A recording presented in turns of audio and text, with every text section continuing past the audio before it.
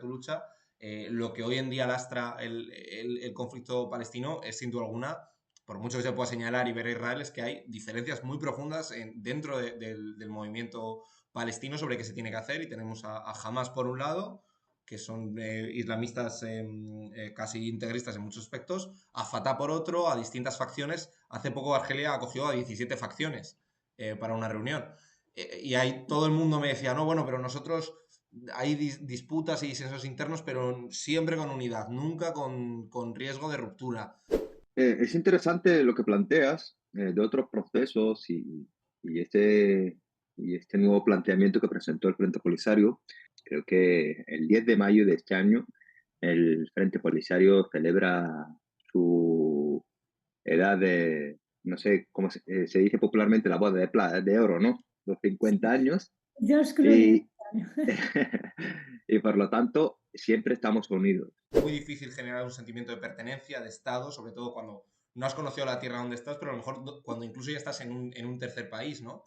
Y no digo un tercer país como es el caso de Argelia, porque al final los campos son únicos, ¿no? O sea, ahí hay un ambiente distinto y al final pues sí que hay un sentimiento de pertenencia, incluso de arraigo, aunque se sepa que es para moverse, ¿no? Pero sí que te sientes entre los tuyos. Cómo se lleva también la lucha política fuera del Sáhara, y sobre todo yo, que es uno de los retos más grandes, ¿no? Somos un pueblo castigado, un pueblo migrado. España nos pone la zancadilla para que no nos regularice nuestra situación en España, tampoco con el tema papeles, entonces es muy complicado. O sea, pero poco a poco yo creo que este mensaje empieza calando. Pandemia digital, desinfectando su cinismo.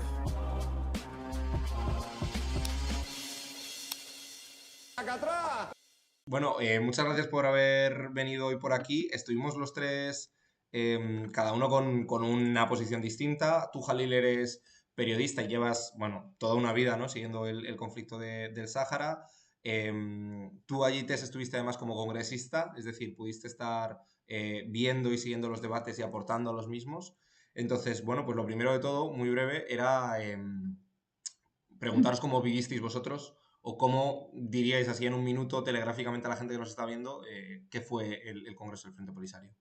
¿Empiezas tú, Jalil, o empiezo yo? Venga, empiezas tú. Empiezo yo, ¿no? Bueno, a mí el Congreso, lo cierto es que nosotros hicimos mucho trabajo antes para comprenderlo, porque muchas veces, incluso como saharauis, no habíamos participado, no lo comprendíamos, o siempre, incluso a la figura de Frente Polisario, a nivel político no lo llegamos a comprender o incluso confundir con la RAS. Entonces, para mí personalmente fue una cosa que no es que, porque siempre ha ido mi padre al Congreso, pero yo no he ido al Congreso, ¿no? Del Frente Polisario. Entonces, a mí me ha permitido ver lo asambleario y democrático que es y lo mal, ¿no? que se suele hablar y se suele comunicar hacia afuera sobre el Congreso, y sobre todo que no se suele comprender y se suele decir, confundir incluso Movimiento de Liberación con partido político.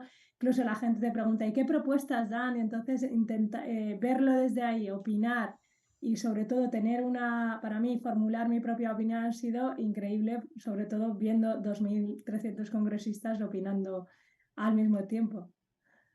¿Tú, Jalil, cómo lo viviste? Bueno, tengo la oportunidad de que ese es mi tercer congreso ordinario y he vivido uno extraordinario. Por lo tanto, he vivido 4 congresos, pero también es verdad que son los 4 congresos probablemente de los más intensos que se han vivido históricamente por parte del Frente Polisario y el pueblo saharaui en general. Mi función en este caso, en este congreso, y al igual que los otros, era un poco el trabajo de medios, comunicación, a diferencia de los anteriores que cubría directamente desde el terreno, generábamos contenido sobre las asambleas, sobre los debates internos, sobre las propuestas, y un poco contrarrestar esa deficiencia que comentaba Tess, que era un poco lo poco conocido que era.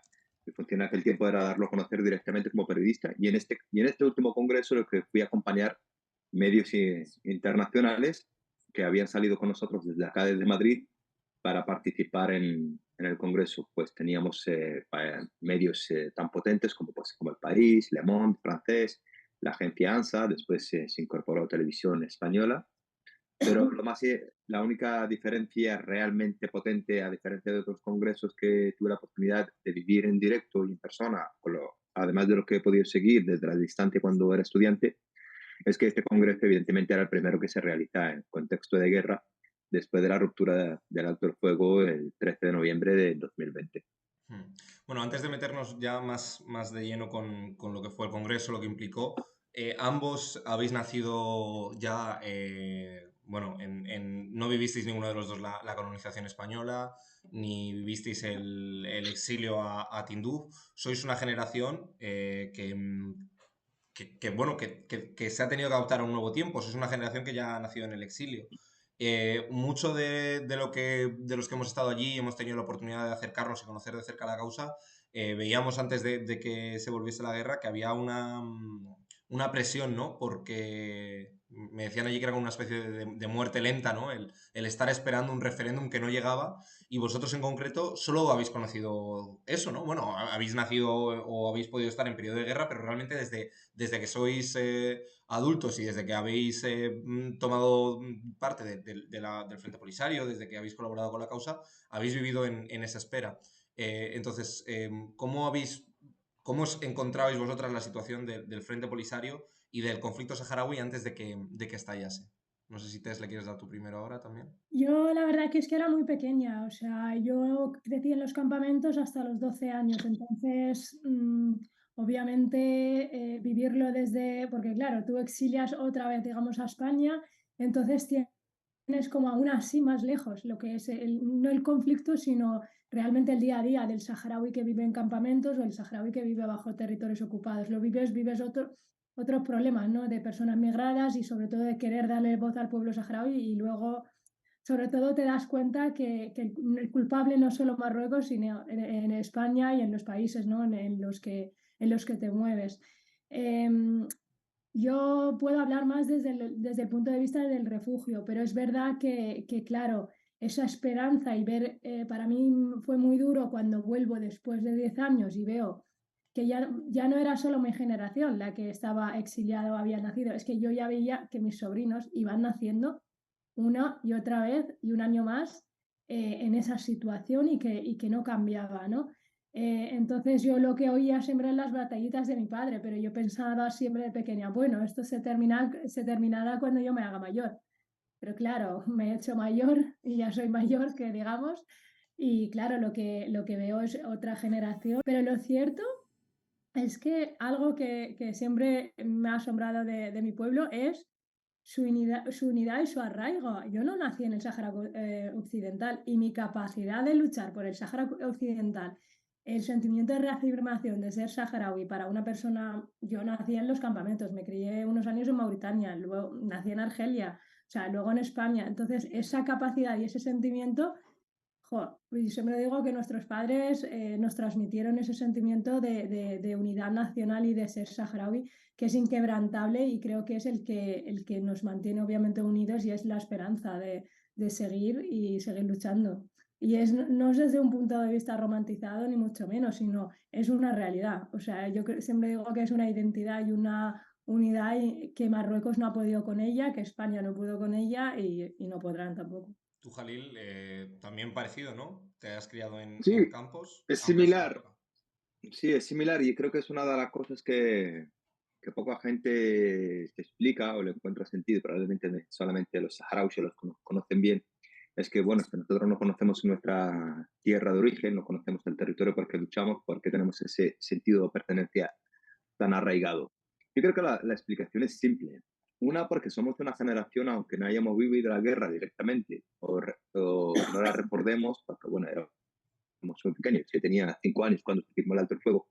Es verdad que mantengo recuerdos muy vagos cuando en los campamentos de refugiados todavía existía una especie de búnkers en cada casa. Yo sí que tengo algo, un recuerdo muy vago, pero también somos hijos de combatientes, somos hijos de mujeres y de hombres que fueron los que estuvieron en primera línea de lucha, hombres que pues evidentemente tienen las marcas de la guerra todavía en su cuerpo y los que incluso pues tenemos amigos en la escuela que sus padres habían caído en combate, tengo dos compañeros que incluso tenían clase que llevaban el nombre del padre porque el padre cayó en combate estando ellos en la barriga de la madre.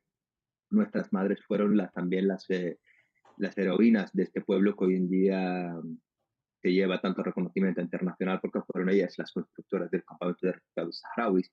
Por lo tanto, más allá de lo que nosotros hayamos conocido, ¿no? Sí que tenemos muy adentro por el que luchamos, sin necesidad de conocerlo directamente. Pero es también que todos los saharauis asumimos, ahora mismo yo creo que pocos saharauis se sienten desligados del proceso porque asumimos que todos nuestros problemas están sujetos a este conflicto de ocupación por parte de Marruecos. No podremos tener estabilidad, una vida estable, si no de alguna forma solucionamos este conflicto. Por muy cómodos que se encuentren algunos jóvenes en el exterior, tienen una vida muy, muy atípica, con la familia dividida, parte de las zonas ocupadas, parte de los campamentos de refugiados, ellos a lo mejor pues, aquí en España, el que está estudiando en Cuba o residiendo en otro país del mundo. Por lo tanto, lo que es el apego de las nuevas generaciones es muy evidente y muy fuerte, hasta el punto, pues evidentemente, que ahora mismo las generaciones que han estado presionando para retomar la lucha armada fueron las generaciones jóvenes que no conocían los tiempos de guerra y ahora mismo son el capital humano más importante que tienen las regiones militares, y en el Congreso también se pudo ver la cantidad de jóvenes congresistas que venían en representación de su suscripción electoral dentro del terreno de combate, las ubicadas en las zonas liberadas, y que ellos mismos te decían: yo vengo de primera línea en representación de un colectivo de combatientes y de militares saharauis. Y creo que ese es un elemento muy importante que se va transmitiendo de generaciones. Y ahora mismo yo lo que, por ejemplo, aspiro que ese mismo sentimiento se vaya también a transmitir a las generaciones que vengan después de nosotros. Pues me refiero más que nada a nuestros hijos y a nuestros sobrinos, que tengan ese mismo apego. Es verdad que va a ser un poco difícil, pero yo creo que los saharauis tienen esa capacidad de transmitir ese sentimiento de pertenencia y ese amor a la patria. Ya entrando de lleno en el Congreso, la principal conclusión que se sacó fue la apuesta por aumentar la lucha armada, por intensificarla. De hecho, era el propio lema.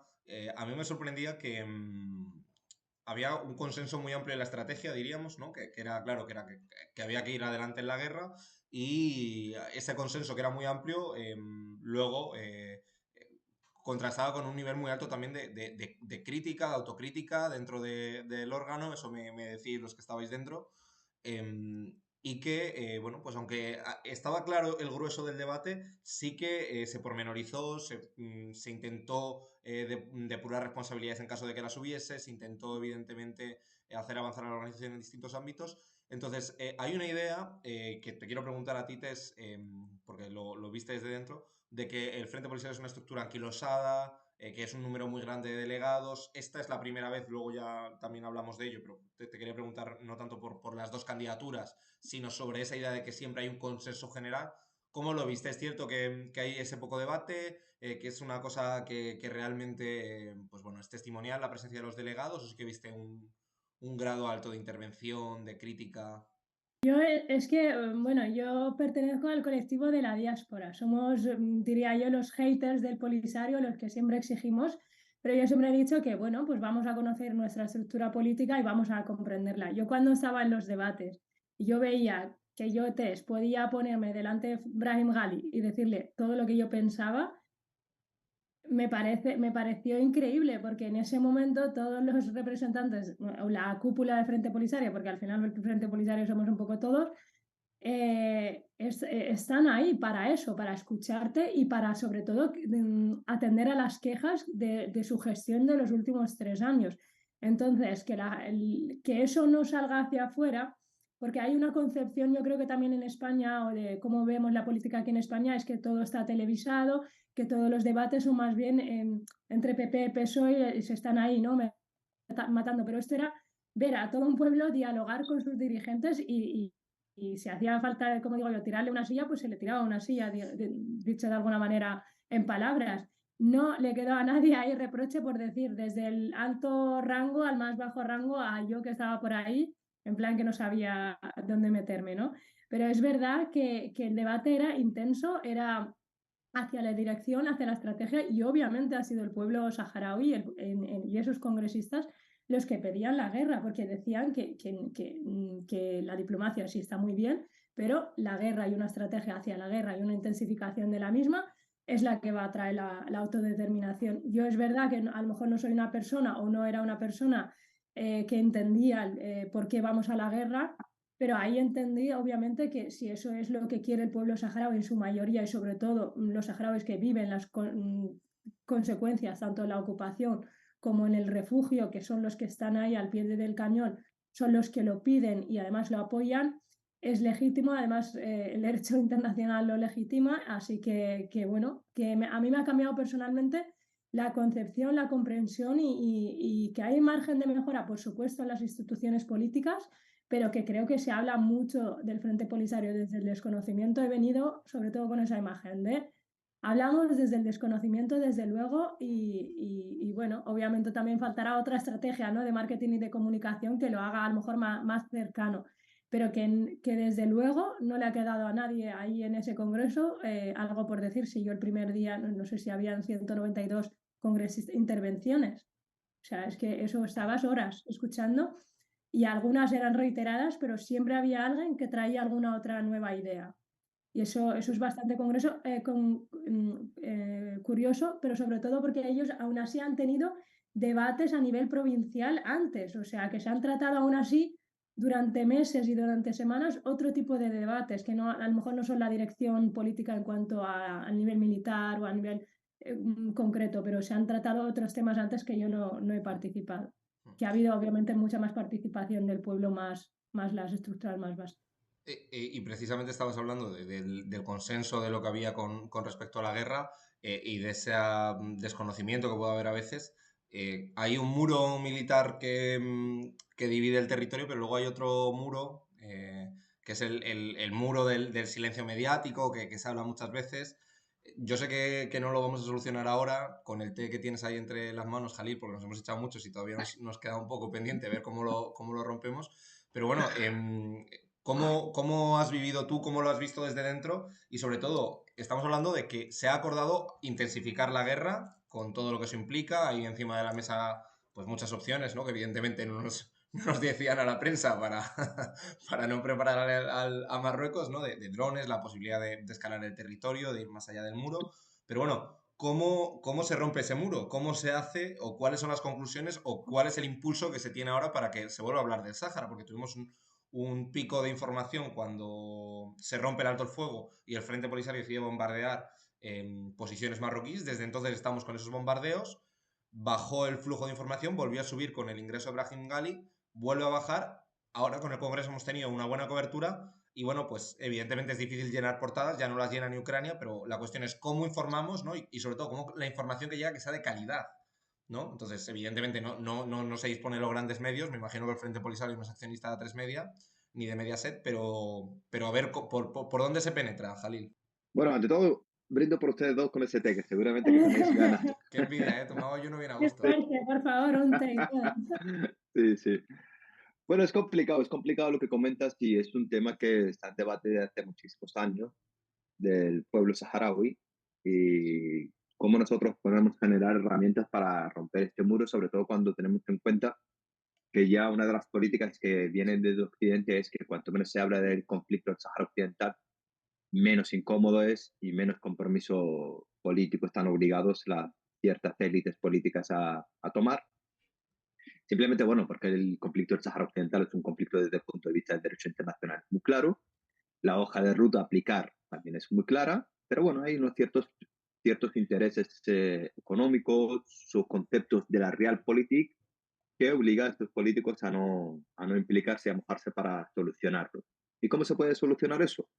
Pues silenciarlo, que cuanto menos se sepa, pues menos presión hay, cuanto menos acceso a la información exista para la opinión pública, menos sectores de la sociedad civil tenemos que nos presionen. Ese es por una parte. Y por otra parte, pues evidentemente los medios de comunicación se rigen hoy en día por picos de información marcados por acontecimientos, digamos, hasta cierto punto sensacionalistas, donde pues evidentemente hace falta que haya sangre, donde haya falta que haya guerra, y sumado a esto, pues que tengas grandes plataformas que sean aliadas. Como tú decías claramente, nosotros no somos accionistas ni de Mediaset ni ningún conglomerado mediático de potencia, Así que tenemos simplemente un mensaje que ofrecer y convencer a los medios de comunicación para que sigan hablando de nosotros. Desde el punto de vista, ¿cómo podemos hacer? Otra pregunta bastante planteada dentro del sector saharauis y amigos, y cada día pues intentamos crear algo nuevo y no somos capaces de satisfacer o responder esa pregunta de forma contundente. Yo he llegado a la conclusión, en base a mi experiencia y en base a la experiencia de compañeros que han trabajado desde 1973 en los medios de comunicación, que hay tres alternativas básicas. Una, crear nuestros propios medios, que nosotros tengamos nuestros medios que sean capaces de generar un mensaje del pueblo saharaui. Y un ejemplo de ello, pues tenemos, no solamente desde el punto de vista oficial, sino incluso desde el punto de vista de la sociedad civil, independiente, como el caso de Sahara Today, que dirige la compañía RCS. Potenciar los medios oficiales. Tenemos una agencia de prensa, que más o menos es el portavoz de gobierno. Tenemos una televisión, que somos el único colectivo que reside en campamentos de refugiados que tiene una televisión pública. Tenemos una radio que lleva funcionando desde 1974 y otros medios independientes que han surgido gracias a la plataforma Internet. Y después, evidentemente, generar conciencia dentro de los propios colectivos saharauis, que ellos también sean transmisores de mensaje. En redes sociales, pues evidentemente, a pesar del reducido número de saharauis, se puede apreciar perfectamente que en Twitter tenemos gente muy activa y muy buena. La tercera opción, pues, es ofrecer la posibilidad a los medios para que vayan a conocer. Yo creo que un periodista, quitando un poco las líneas editoriales de algunos medios, los periodistas cuando llegan a los campamentos de refugiados, cuando tienen libertad de moverse, pues se rompen algunos clichés. Sobre todo, bueno, pues el Frente Polisario, ¿qué organización es? Ellos se van aquí con un cliché de que es una organización heredada de la Guerra Fría, una organización hermética, que hasta cierto punto los campamentos de refugiados existen bajo un paraguas de dictadura. Cuando ellos llegan, conocen la situación, hablan con los saharauis, hablan con la señora mayor, hablan con el combatiente, hablan con el niño, hablan con las autoridades políticas, pues entonces cambia un poco ese cliché y entienden el conflicto y a partir de ahí trabajan. Pues ejemplo como ello, pues el mismo Congreso, llevarte un Congreso a medios potentes que ellos mismos se expresen después, dice, no me imaginaba que esto funcionaba así, pues creo que eso es un reconocimiento. No obstante, que hay que seguir esforzándose y hay que seguir dando a conocer el Frente Polisario, el pueblo saharaui, e ir identificando públicos objetivos que nosotros podemos introducirnos con unos mensajes que sean más desde el punto de vista político, pero también educativos y didácticos. Mm. Nos llevaba por aquí, bueno, la gente que saluda, que se suscribe. Un saludo a Mia Wallace por la suscripción y a toda la gente que está por aquí. Recordad que también podéis preguntar si tenéis alguna cuestión breve. Y después nos solapamos ya con ellos, o sea que después a verlo en diferido, ¿no? Acabamos el programa y luego ya corriendo a verlo a YouTube. Pero bueno, te quería preguntar ahora a ti también, Tess, cómo después del Congreso, como digo, la conclusión principal hacer escalar la guerra, vamos a ver qué viene después, pero tú vuelves ahora a España, hay una diáspora muy activa y lo vinculo un poquito con lo primero que decís. Es muy difícil generar un sentimiento de pertenencia, de Estado, sobre todo cuando no has conocido la tierra donde estás, pero a lo mejor cuando incluso ya estás en un tercer país, ¿no? Y no digo un tercer país como es el caso de Argelia, porque al final los campos son únicos, ¿no? O sea, ahí hay un ambiente distinto y al final pues sí que hay un sentimiento de pertenencia, incluso de arraigo, aunque se sepa que es para moverse, ¿no? Pero sí que te sientes entre los tuyos. ¿Cómo se lleva también la lucha política fuera del Sáhara? Y sobre todo yo, que es uno de los retos más grandes, ¿no? Cuando es normal la migración, porque un joven, a lo mejor que se ha estudiado, que ha formado, pues quiere irse fuera, ¿cómo se mantiene ese vínculo político, pero no solo sentimental, sino político? Es decir, ¿cómo se consigue tener un pueblo que tiene una triple circunstancia que es única? Que tienes un pueblo en el territorio ocupado, es decir, un pueblo que sí que está en su casa y que se enfrenta directamente a una represión por parte de Marruecos, una parte que está en los campamentos y en los territorios liberados, que está desde el exilio anhelando llegar al que es su hogar, pero hay otra parte que es la diáspora, que ni siquiera realmente la tenemos del todo contabilizada, ¿no? Que está fuera de su patria, que está fuera de su zona también común, de sus campos. y que tiene el reto de mantenerse vinculado políticamente. ¿Cómo se consigue eso? Eso es un gran reto para la diáspora, porque la diáspora se espera de ella mucho, ¿no? Porque aquí está el altavoz del pueblo saharaui. Yo siempre digo que, hilando también con lo del tema de la información, es segmentarnos como pueblo, es decir, abordar muchas más luchas que no solo sea la política. Es que para el pueblo saharaui todo es político. Desde el tema migratorio, desde el tema feminista, desde el tema migratorio, me refiero identitario también. Entonces, yo creo que como pueblo hay una concepción que tenemos que obviamente ocupar posiciones políticas tanto dentro del arrastre, dentro del Frente Polisario, pero yo soy de los que cree que también hay que hacer política aquí. Hay que empezar a ocupar posiciones políticas en España o en nuestro entorno. También desmarcarnos de que el conflicto saharaui solo está demasiado españolizado, ¿no? Yo siempre digo, vamos a internacionalizar un poco más la causa, llegar a países árabes, obviamente somos una diáspora muy pequeña que hasta ahora está obviamente muy unida a España, que es al final el segundo idioma que hablamos, pero poco a poco pues, empiezan a haber saharauis en Francia, en otros países, y poco a poco se va tejiendo esa red. Pero yo creo que es fundamental cambiar la concepción que tenemos de solo hacer activismo a cambiarlo a hacer un poco de política, ¿vale? Pues ser concejal, ser cosas, implicación política y sobre todo también implicación política en los movimientos sociales, porque hasta ahora a los saharauis nos cuesta mucho no pensar solamente en la lucha de liberación, que es legítimo porque es un proceso que tiene el pueblo saharaui.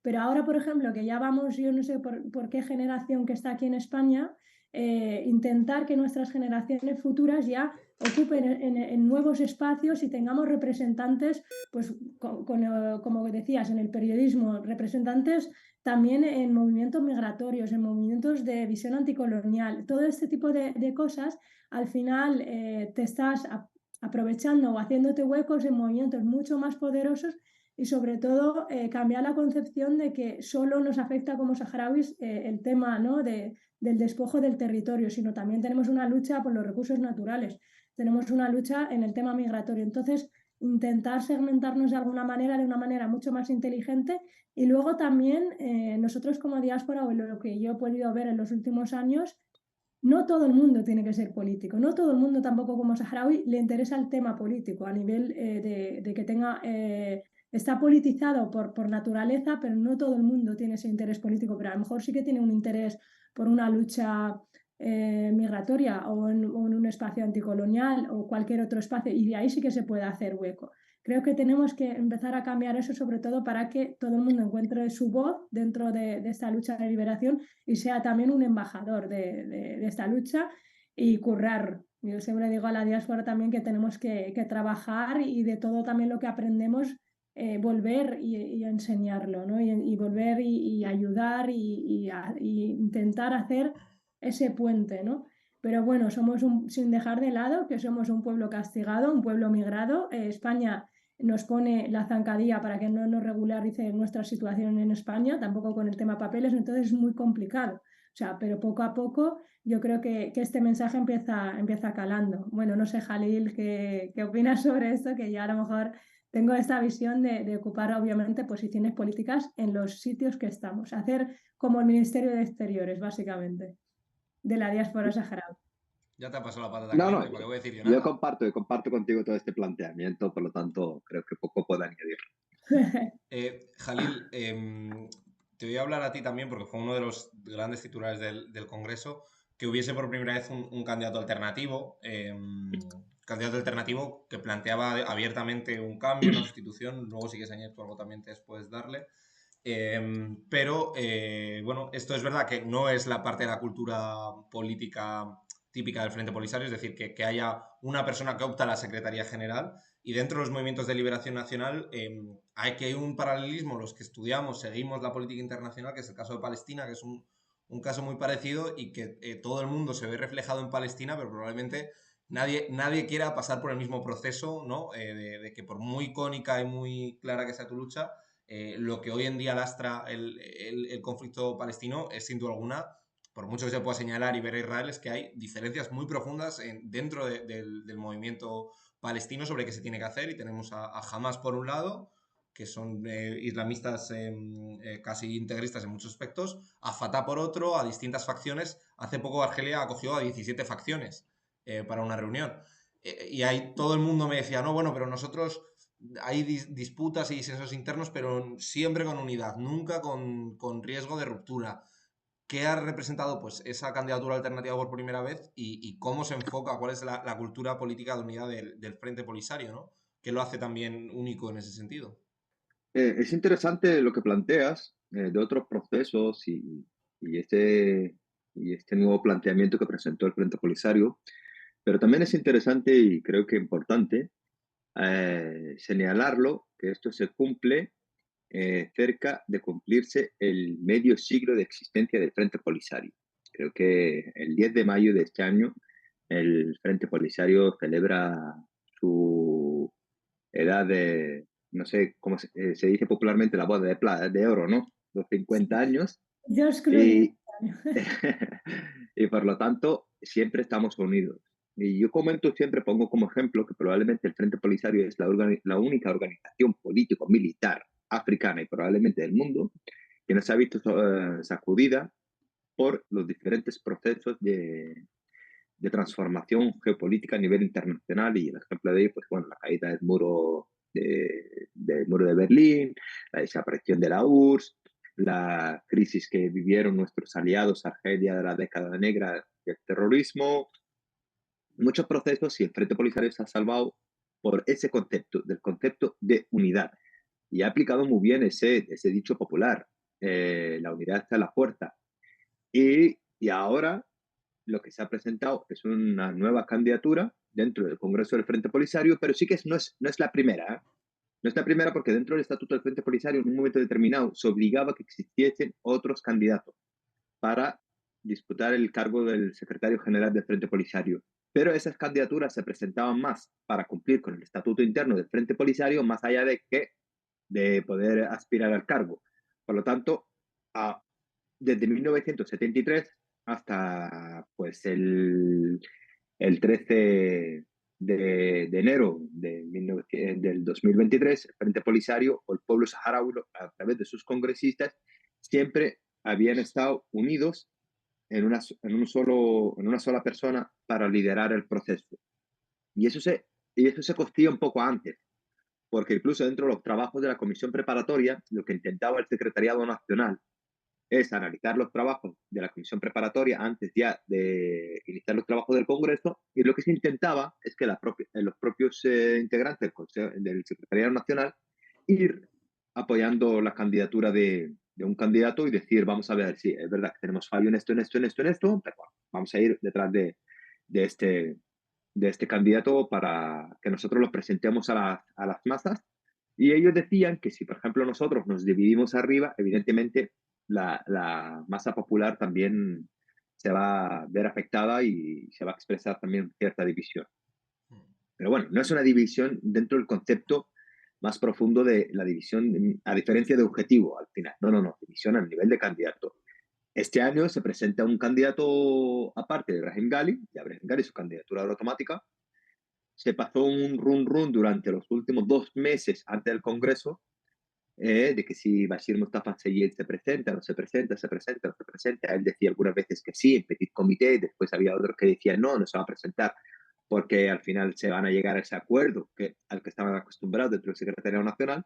Incluso dentro del Congreso, ustedes la habréis vivido, que había las dos vertientes, los que te decían, sí, se presenta porque me lo acaba de decir. Y había otros que te decían, no se va a presentar porque al final Bashir es así, y lo que está haciendo una especie de tira y afloja dentro del Congreso para después anunciar que retiraba su candidatura. Pues claro, él no lo podía anunciar, y yo creo que eso es importante por su parte. Él no anunció su candidatura hasta que se aprobó el estatuto interno nuevo del Frente Polisario, y en el que se daban a conocer las candidaturas, las condiciones para ser candidato. Él se presenta para disputar el cargo a Brahim Ghali. Hay que conocer el perfil también del candidato.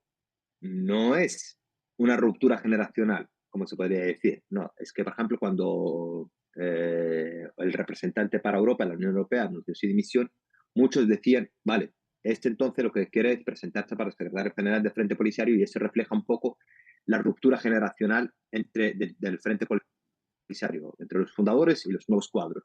El Bashir Mustafa Seyed es de la generación fundadora desde el punto de vista histórico, desde el punto de vista político. Es un hombre con una trayectoria política muy dura, desde ministro de Exteriores, desde el coordinador de los trabajos de la Misión de Naciones Unidas para el referéndum en el Sáhara Occidental, Minurso, cuando se instaló, jefe de la delegación negociadora, cuando se negociaba incluso cuando Mohamed VI era príncipe en 1988, y llegó incluso a considerarse dentro dentro de la prensa occidental como el segundo hombre del Frente Polisario. Y no es menos cierto, porque llegó a ostentar el cargo en su tiempo de secretario general adjunto. Quiere decir que no es una cuestión de generaciones. Desde el punto social, representa también un ícono. El apellido, él es portador del apellido, es el hermano del Wali Mustafa Seyed, del hombre fundador del Frente Polisario, el segundo secretario general, el primer presidente de la RAS.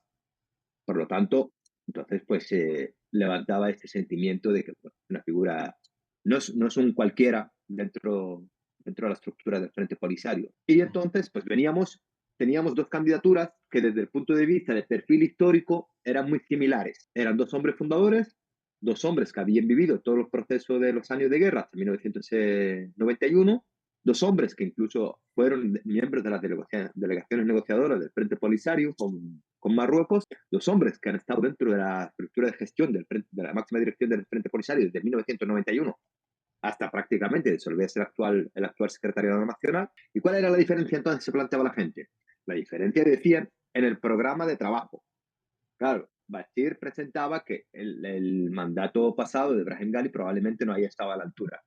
No había estado a la altura desde el punto de vista de la actividad militar, no había respondido a esa escalada que tanto exigía las bases y toda la población saharaui, que la gestión interna había estado a la altura, y desde el punto de vista legítimo también decían congresistas, vamos a ver, ¿qué vas a traer tú o qué vas a poder hacer tú que no haya podido hacer Brahim Ghali? Quedamos en la duda porque eso solamente se podría haber respondido esa pregunta en caso que se le hubiese dado una legislatura a Bashir Mustafa Seyed. Bueno, al final ganó. No vamos a utilizar ganó porque ya implica una rivalidad y eso puede generar un cierto clima de tensión o división. Pero simplemente que los congresistas depositaron su confianza en Brahim Ghali y Bashir Mustafa Seyed salió electo dentro de la máxima dirección que es el Secretariado Nacional del Frente Polisario y ahora mismo, pues hoy mismo, juró el cargo para implicarse pues, dentro de la próxima estructura o funciones que se le vayan a designar. Habrán visto también muy interesante que el concepto de campaña electoral.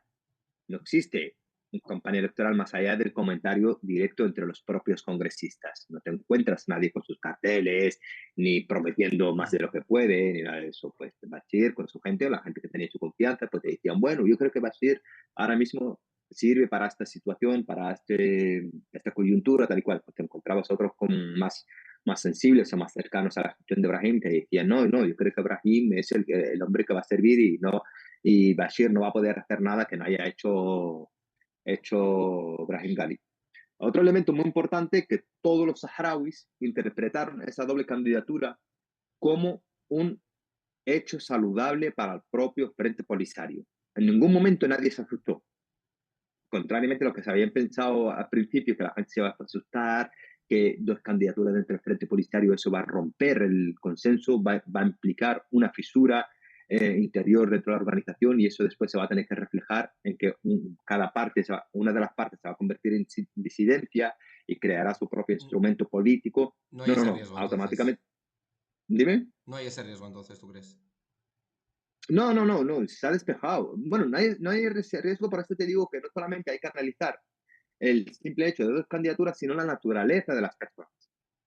Es imposible, inconcebible que Bashir Mustafa Seyed, hombre fundador del Frente Polisario, hoy en día ya con la edad que tiene, con los logros que tiene dentro del Frente Polisario y el rédito que ha creado el Frente Polisario, aspire a crear otro instrumento para competir con el propio Frente Polisario. Eso por eso digo que hay que conocer bastante bien los perfiles de las personas. Igual que Brahim Gali. Brahim Gali no tiene otro espacio donde moverse, donde sentirse realizado, donde tener sentido su propia militancia, si no es el Frente Polisario. Y si algún día Brahim Gali, conociendo un poco de perfil, entiende que su presencia pone en peligro el Frente Polisario, la unidad, yo creo que lo primero que va a hacer es decir, mira, toman el Frente Polisario. Me quedaré yo como expectante, pero no seré responsable yo de fisurar o romper el Frente Polisario. Por lo tanto, por eso te digo que al final lo que se interpretó por parte de los saharauis que era un juego bastante sano y que los saharauis apliquen la democracia en la máxima estructura. Se había aplicado la democracia total dentro del Secretariado Nacional, pero la figura del secretario general prácticamente venía ya designada por consenso. Otra cosa, hay que entender también la naturaleza del pueblo saharaui y incluso la naturaleza de sus aliados. Es imposible que ahora mismo el pueblo saharaui tenga otra organización que no sea el Frente Polisario simplemente por los aliados. Una de las cosas que han hecho, que le ha pasado a Palestina, es que, por ejemplo, la diferencia, la injerencia de países externos ha ido creando o financiando nuevas organizaciones. Nosotros, el único aliado firme que va a ir con nosotros a muerte, evidentemente, es Argelia. Y Argelia probablemente te va a decir, mira, soluciona tus problemas dentro del Frente Polisario, pero a mí no me traigas a mí tú ahora mismo a otro representante político con el que voy a hablar, porque al final yo, mi postura es clara, mi postura es con el derecho a la autodeterminación del pueblo del Sahara Occidental, pero imagínate entonces tú no solamente que lo que sería gestionar la alianza con Argelia teniendo otra organización política, sino que gestionar incluso a nivel de Naciones Unidas, cuando tú tienes desde 1975 que eres el único y legítimo representante del pueblo saharaui, imagínate ahora mismo el cacao que te puede formar a ti el pueblo saharaui si trae otra organización. Imagínate entonces cómo se puede trabajar eso dentro de la Unión Europea cuando el Frente Polisario tiene personalidad jurídica para llevar a, cabo, a los tribunales los acuerdos firmados con Marruecos. Por lo tanto, no es una cuestión tan sencilla. El pueblo saharaui es consciente de que no tiene otro instrumento que el Frente Polisario. Es verdad que, y la historia lo ha demostrado, que cualquier organización que se ha creado más allá del Frente Polisario, al final ya sabemos perfectamente a qué bando apoya. Ya sabemos perfectamente que al final su planteamiento cuál es a la otra, al otro enemigo que es Marruecos, porque Marruecos entendió o asumió que después de 50 años es imposible romper el Frente Polisario por dentro, pues por lo tanto lo que vamos a crearle es otras organizaciones paralelas, nosotros las financiamos, pues las financian otros, que les incomoda este conflicto y que le dispute el concepto de representatividad, de que el único y legítimo representante del pueblo saharaui lo ponga en duda. Y que, por ejemplo, si el Frente Polisario va a la ONU, diga, no, el pueblo saharaui necesita aplicar su derecho a autodeterminación en base a la resolución tal, tal, tal, y el censo tal, tal, tal, ellos introducen esas organizaciones por otra puerta y que digan, vale, vale, el Frente Polisario representa una parte del pueblo, pero es que nosotros representamos a otra parte. Entonces, y si acaso, por ejemplo, en la Unión Europea viene el Frente Polisario y diga, tal acuerdo es ilegal porque incluye el territorio del Sahara Occidental ocupado en base a la resolución, ellos introducen esta otra organización y dicen, espera, aquí se está preguntando el consentimiento y el beneplácito del pueblo saharaui. Yo, como represento también a otra parte del pueblo saharaui, pues voy Sí, y doy mi fragmenta consentimiento. el reconocimiento, en definitiva. Eso es. Por lo tanto, el Congreso, más allá de que presente algún tipo de fisura, sobre todo porque, bueno, son dos hombres de la misma generación y entienden perfectamente que su existencia, su valor y sentirse realizado está sujeto a la existencia y a la fuerza del Frente Polisario. Bueno, por no Bueno, creo quitaros que me he más tiempo, enrollado muchísimo. porque me había solapado yo ya y de hecho mando a toda la gente a que en cuanto acabemos os paséis por Saharauis Today, que es, bueno, pues tenemos a Tess Ahí es donde, y a un es donde equipazo detrás, contaremos ¿no? los salseos. Perdona. Ahí es donde contaremos los salseos. Y ahí vais ahora a seguir, pero bueno, solo por despedirme, aquí normalmente toda la gente que pasa por pandemia siempre se le pide alguna recomendación cultural, pues para que la gente pueda conocer un poquito más del Sáhara, pues bueno, no sé si queréis algún libro, alguna película, alguna canción, algún libro, lo que sea sobre el Sáhara, pues es el momento. Jalil, Tess, no sé, ¿qué le recomendaríais a la gente que está aquí viéndolo, que lo va a ver en YouTube, que se ponga, que escuche, que lea para conocer un poquito más del Sáhara?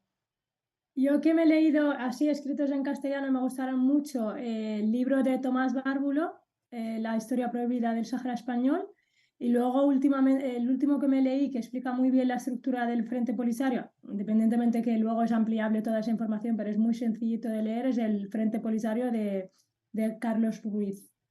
Pero vaya, si no, luego os lo dejo por Twitter, lo tenemos también en la web. Y en cuanto a películas, el FIS Sahara acaba de sacar una base de datos de 250 documentales y películas sobre el Sahara. O sea que hay tiempo para Sahara Today te informa. ¿Y tú, Jalil, te animas con alguna? No, yo sí me quedo con la recomendación de Ted. Es verdad que es muy importante mencionar ese banco de películas que acaba de inaugurar Sahara y creo que es muy interesante echarle un vistazo y darse un paseo. Bueno, pues nada, muchas gracias a los dos. Os seguimos luego y vamos a estar pendientes de todo lo que digáis y gracias por haber venido. Queda pendiente el TS de todas maneras, Jalil. Yo me lo cobro algún día, ¿eh? Claro que sí. Cuando ponga un pie en Madrid me voy corriendo a buscarlo. Sabe que siempre está bienvenido. Bueno, un abrazo muy fuerte a los dos. Muchas gracias. Adiós. Gracias, hasta ahora. Buenas noches. Adiós. Chao. Bueno, pues ahí estaban. Muchas gracias a los dos. Yo sé que quizá a veces estos debates, además tratando temas que son menos conocidos, pues puede costar seguirlos. Pero bueno, espero que por lo menos a toda la gente le haya servido para abrir un poquito el gusanillo. Llegó el momento de no estar callado, de desmontar inventos que vienen envenenados. Es contrainfo, que no es lo mismo. Pandemia digital, desinfectando su cinismo. Gracias por la suscripción, muchísimas gracias.